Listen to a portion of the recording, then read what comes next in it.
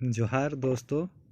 नागपुरी लोक कथा नवा चांद और गोपी चांद पार्ट 3 में आपका स्वागत है।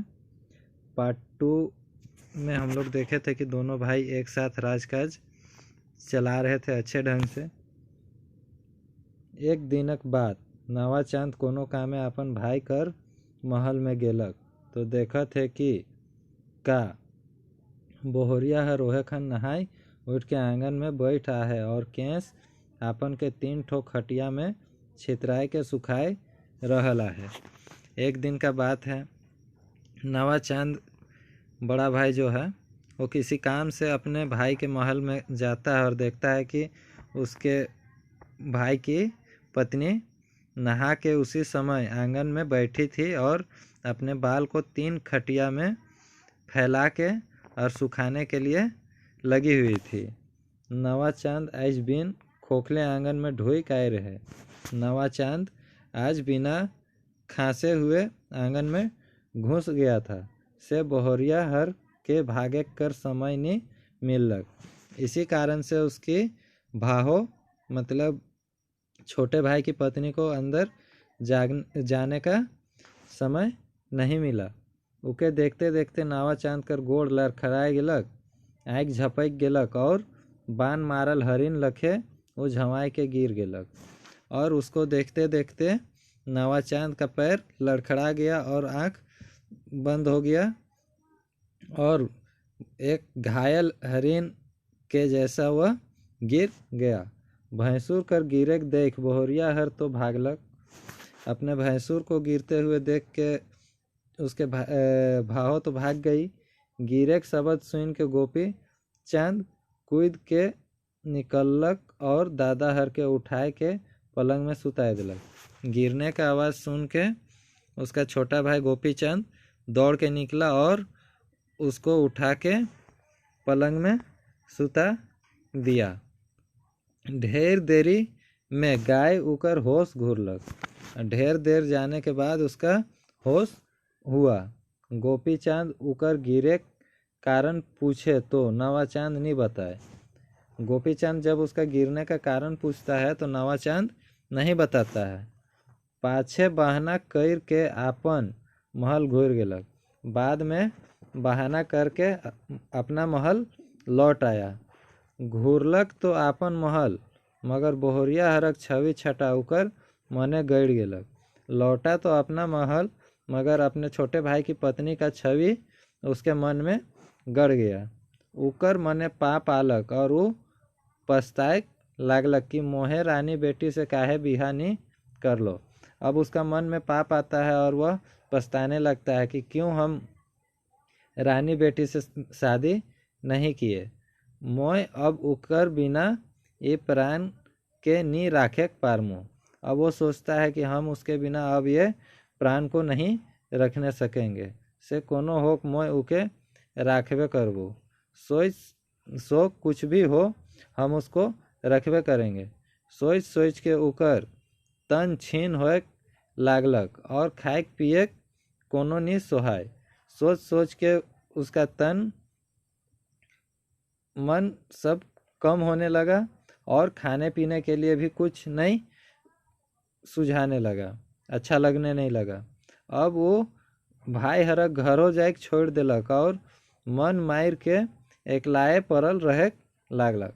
अब वो भाई का घर भी जाना छोड़ दिया और अपना मन को मार के एकला ही रहने लगा। गोपी चंद कई धाव उकर खोज पुछार करे आलक और उकर दशा देख के बड़ा उदास भेलक। गोपी चंद जो छोटा भाई था वो कितना बार उसका घर उसका पूछ पुछार करने के लिए आया और उसका इस परिस्थिति का कारण जानने का कोशिश किया और उसको देख के बहुत उदास हुआ। वो मने मन समझ गेलक कि भाई के का रोग होए है मगर बेचारा क्या करे।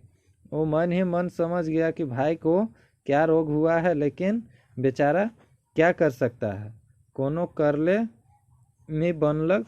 अब पहिल नियर भाई भाई में ना प्यार रहलक ना शुरू बात विचार होए लागलक। अब पहले जैसा दोनों भाई में ना प्यार रहा और ना ही वो दोनों के बीच में कुछ बात होने लगा। से वो मने मन डराइक और कहे लागलक कि ओहरे हमर अमृत प्रेम बीख में बदल गेलक। सो छोटा भाई सोचने लगता है और डरने लगता है कि वो अरे हम लोग का पुराना प्यार अमृत के जैसा बीख में बदल गया, विष में बदल गया। निहिये बिहा कर रहतो होल भल होए रहतक, नहीं शादी किए रहते तो भला हुए रहता। ना जानी अब का होवैया आहे, लक्षण बेस नहीं दिसत है। नहीं पता अब क्या होने वाला है, सो लक्षण अच्छा नहीं लग रहा है। का जे करो कि दादा के मनाइक बुझाइक पारो। क्या जो करे कि अपना बड़े भाई को मनाने बुझाने के लिए सके। एक दिन नवाचांद गोपीचांद के कई भेजलक, ए भैया राजपाट कर काम से मोके अकबकी लागत है। एक दिन नवाचांद गोपीचांद को कह के भेजता है कि राजपाट से हमको अब राजपाट के काम से हमको अब अकबकी लगने लगा है, से कल शिकार खेले चल। सो कल शिकार खेलने के लिए चलो। नगर में ढिंढोरा पिटवाए देख कि जतना सिकरैत मन आहय सब हमर संगे शिकार खेले चलो का। नगर में ढिंढोरा पिटवा दीजिए कि जितना शिकार खेलने वाले हैं सब हम लोग के साथ शिकार खेलने चलेंगे। तुम्हें सब ले बेस घोड़ा पंखराज में सवार हो और आपन संग लिलिया कुकुर के ले ले। वह बोलता है कि तुम सबसे अच्छा घोड़ा पंखराज में सवार होना और अपने संग लिलिया कुत्ता का नाम लिलिया था, उसको ले लेना। मैं तो हंसराज घोड़ा कर सवारी करबू और भूलिया कुकुर के संगे राखमू। और वो बोलता है कि हम तो हंसराज घोड़ा का सवारी करेंगे और भूलिया कुत्ता को अपने साथ रखेंगे। ये हुकुम के सुन के गोपीचंद मन में कहलक। यह आदेश को सुन के गोपीचंद मन में बोलता है, दादा का लाई मोके सब ले तेज घोड़ा और लिलिया कुकुर के दे थे। मेरा बड़ा भाई क्यों हमको सबसे तेज घोड़ा और लिलिया कुत्ता को दे रहे हैं। जरूर इकर में भेद है, जरूर इसमें कुछ कारण है। अब मैं यहीं बाँचबू मगर क्या करो। अब छोटा भाई सोचता है कि अब हम नहीं बचेंगे, लेकिन क्या करें। एक छोट ले दादा मोके प्यार दिखाते आहे, सेकर बदला आपन परान देबू। एक छोटे समय से उसका बड़ा भाई उसको प्यार दिखाते आते रहे हैं, इसके बदले में वह अपना प्राण देंगे। सोच रहा है। अब जे होई से हो, काहे कि आपन बुद्धि और बल कर बाहर कर बात में मोय का दखल देमू। अब वो सोच रहा है कि अब जो होगा सो देखा जाएगा, काहे कि बाहर का बात में हम क्या दखल देंगे। से ऊ नगर में दादा हरक कहल नियर ढिंढोरा पिटवाई देलक। सो ऊ नगर में अपने भैया के बोलने के जैसा ढिंढोरा पिटवा दिया। रानी तो पहले है बात के गईम रहे। वो नगर में अपने बड़े भाई के बोलने के जैसा ढिंढोरा पिटवा देता है। रानी तो पहले है बात के गईम रहे। रानी तो पहले ही इस बात को जान गई थी। अब वो कांदे लागलक। गोपीचंद कहलक, ना कांद, जे होवैया आहे से तो होबे करी। अब वो रोने लगी।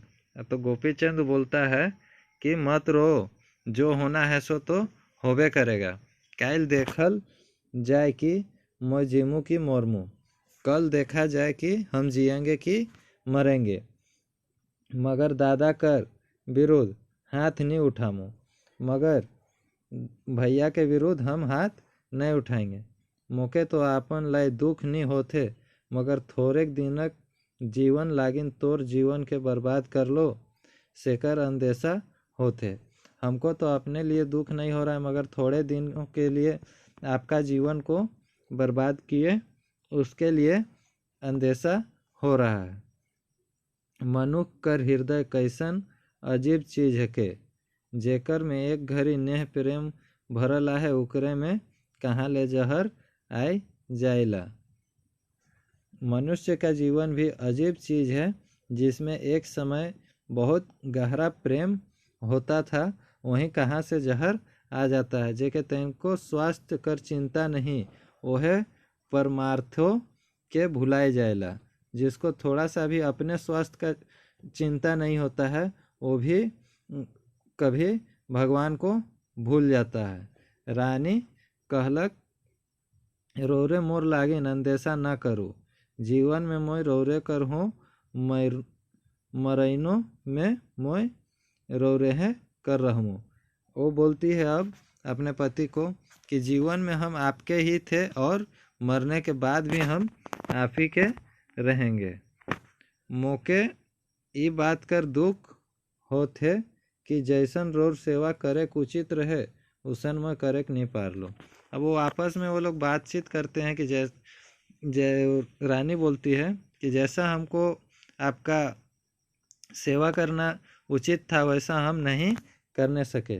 रौरे नहीं तो ये प्राण के राख के का करूँ, आप ही नहीं रहिएगा तो यह प्राण मेरे लिए किस काम का।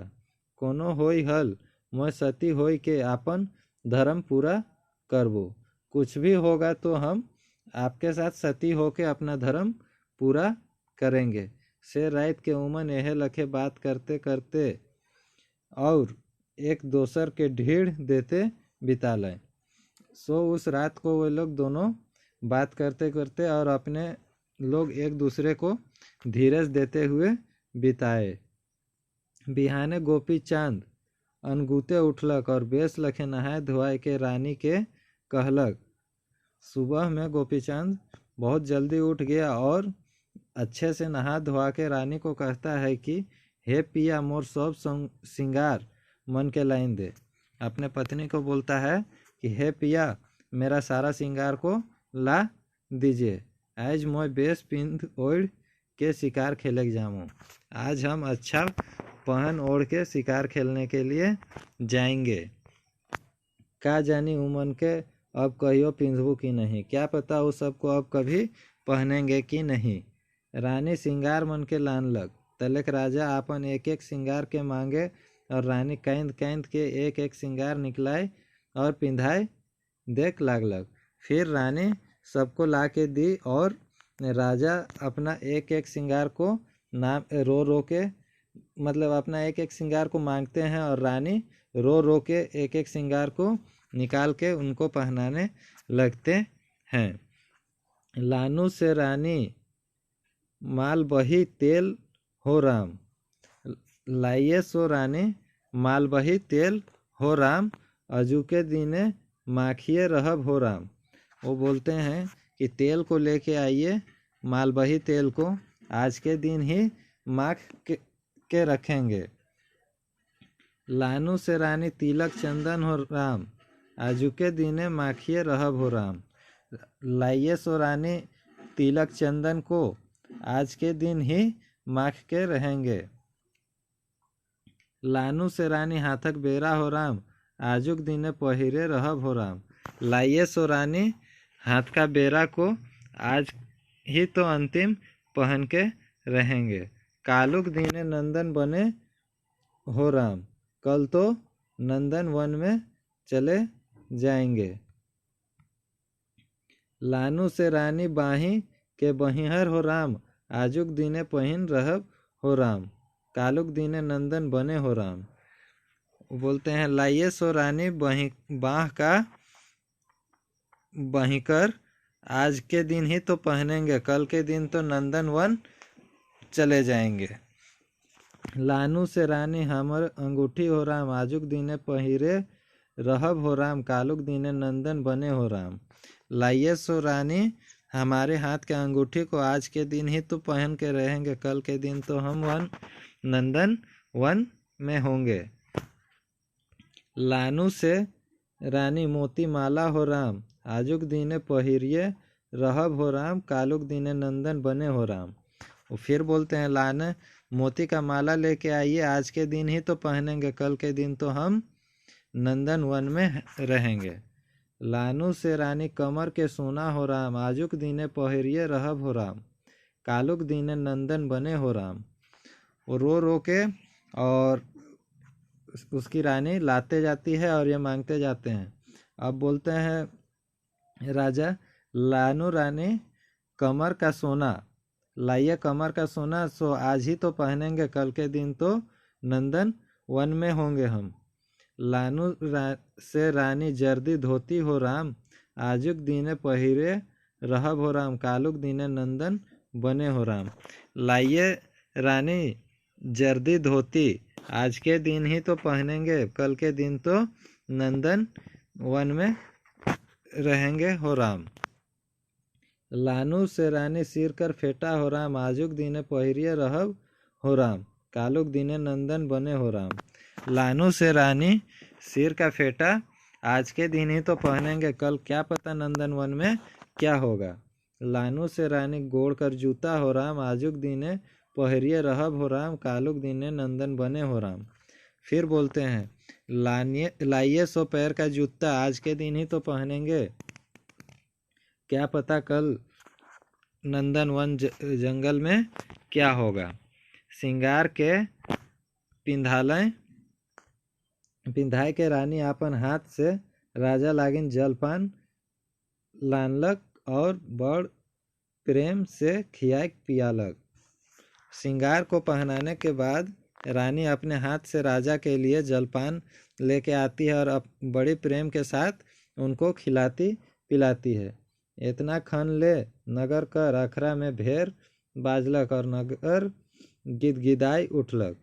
इतना टाइम तक नगर के अखरा, नगर का बीच में जो सभी का पूजा स्थल होता है उसको अखरा बोलते हैं, वहाँ भेर बजा और सभी कोई गिदगिदा के उठे।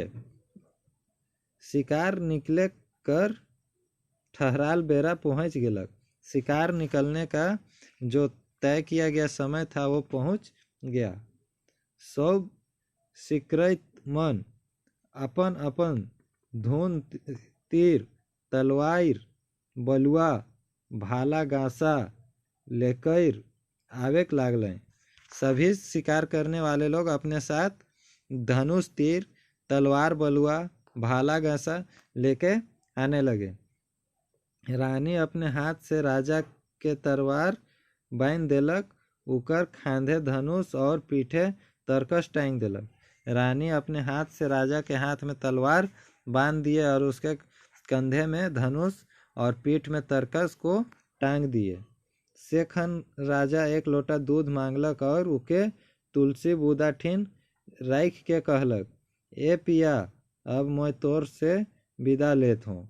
उसी समय राजा अपनी पत्नी रानी से एक लोटा दूध मांगते हैं और तुलसी के पौधों के सामने रख देते हैं और बोलते हैं कि हम आपसे अब विदा ले रहे हैं, के जैन इस दुनिया में और भेंट होगी कि नहीं, क्या पता इस दुनिया में और भेंट होगा कि नहीं। ये लोटा कर दूध और तुलसी बूदा के देखते रहवे। ये लोटा का दूध और तुलसी का बूदा को देखते रहना, ऐसा राजा रानी को बोल रहे हैं। और वो जैसन कर तैसन रहबे तो जानबे कि मैं कुशल आहूँ, और वो जैसा का तैसा रहेगा तो समझिएगा कि हम कुशल हैं। मगर लोटा कर दूध लहू होई जय और तुलसी बूदा मुरझाई जय तो जानबे कि मैं अब ये दुनिया में नखूँ। और वो बोलते हैं कि अगर दूध लहू हो जाएगा और तुलसी का पौधा मुरझा जाएगा तो समझ लीजिएगा कि हम इस दुनिया में अब नहीं रहे, और तुम अपन बुद्धि नियर जे उचित समझबे से करबे, और तुम अपने बुद्धि के अनुसार जो उचित समझना वो करना। रानी फिर कांदे के लागलक और राजा ओके पोटराय के समझालक और ढेर देलक। रानी फिर रोने लगी और राजा उसको अपने बाह में लेके समझाने लगे और धीरज देने लगे। इतने में बड़ भाई कर भेजल पंखराज घोड़ा और लिलिया कुकुर के नौकरमन लान लाए। इतना ही में उसके बड़े भाई के द्वारा भेजा गया पंखराज घोड़ा और लिलिया कुत्ता को नौकर सब लेके आया। राजा कहलक, लगे तब पिया, अब विदा दे। राजा रानी को बोलते हैं कि ठीक है तब अब तो विदा दीजिए। रानी उकर से लपट गेलक और छोड़बे नहीं करे। रानी उस पे लपट गई और उसको राजा को छोड़ना ही नहीं चाह रही थी। राजा उके खूब समझालक कि जीव के छोट ना कर। राजा उनको बहुत समझाते हैं कि अपना जीव छोटा मत करो, जियब चाहे मरब हमरे कहियो छूटा छूटी नहीं हो। जिएंगे चाहे मरेंगे हम लोग कभी छूटा छूटी नहीं होंगे। शेखर पाछे धीरे धीरे रानी से छोड़ाई भेलक। आंगन में आय के पंखराज घोड़ा कर ऊपरे फलंगलक और महल ले निकललक और धीरे धीरे रानी से अपना हाथ छोड़ाते हैं और आंगन में आके पंखराज घोड़ा के ऊपर लपक के फलंग के चढ़ते हैं। रानी आखिर ड्योढ़ी तक आलक और राजा के अंतिम दर्शन करलक। रानी अपने आखिरी दरवाजे तक आती है और राजा का दर्शन करती है। सब शिकायतमन जमा भेलें। सभी शिकार करने वाले लोग जमा हुए। फिर भेड़ बाजलक और नगरा घिड़कलक। फिर भेड़ बजा और नगरा का आवाज़ गूंजने लगा। तलेक सब वन बट शिकार खेले सुझालें। फिर सभी कोई जंगल की तरफ शिकार खेलने के लिए चल दिए। चलत चलत एक जोजन दूर निकल गेलें तब नंदन नामक एक महावन मिललक। चलते चलते एक जोजन दूर निकल गए और फिर वो लोग को नंदन नाम का एक महावन मतलब बड़ा जंगल मिला। क्यों सिकरैतमन कांसियार कर और क्यों झालादार कर ठाव लेलें और शिकार शुरू हो गेलक। कोई शिकारी करने वाले सब कांसियार का और कोई झालाकार का जगह लिया और शिकार शुरू हो गया। दोस्तों यहीं पे पार्ट 3 को समाप्त करते हैं। अब इसके आगे की कहानी नागपुरी लोक कथा नवा चांद और गोपी चांद पार्ट 4 में देखेंगे।